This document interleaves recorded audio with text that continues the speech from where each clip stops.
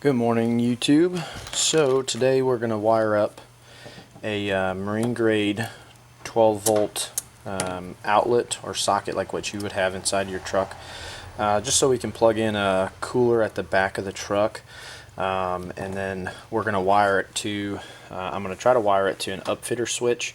I've got a bunch of them that I am not using, and I would like to cut power to this when it's not in use, so we're going to go ahead and cover that today. I did order this off of Amazon.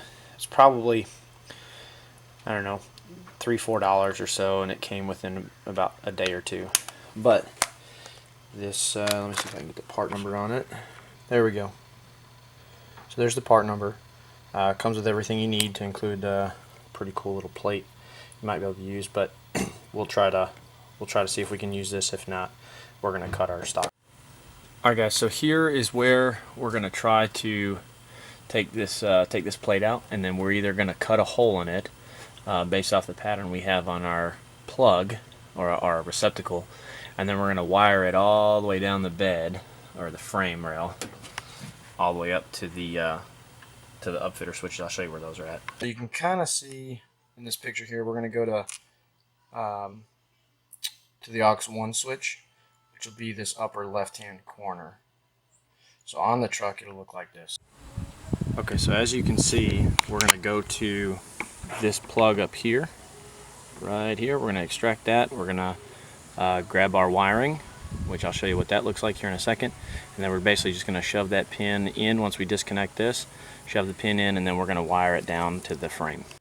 All the upfitter switches come with this nice little bag of wires that are already pre-pinned for the upfitter switch itself. So all you got to do is just plug these in, take the splice end here, or the blunt end here, strip it, and then attach a wire to it, and then run your wires. Okay, so we got our cap out. Unfortunately, this one is not going to work on here because of the simple fact that on the edge there's these nubs, and it'll actually go right into the bed, so the screws won't work on this one. However, we have our piece marked already to be cut with the Dremel. And then I think this will work real nice to just kind of pop this in there, screw the nut on the back of it, and then pop this piece back in as our outlet holder, and then we'll get to wiring. All right, guys. So we got the plug installed now. I just got to run and go grab a ground eyelet, if you will. So this went pretty easy. It's not bad. I ended up running the wires up along this harness. I still got to clip a couple of the zip ties or whatever, but it just runs up here. You can see it kind of down there. It runs along the frame, and then the ground that you want to hit is right here, which is this ground right there. So that's the one that I still gotta connect it. So I'm gonna run and go grab an eyelet and then get that thing connected.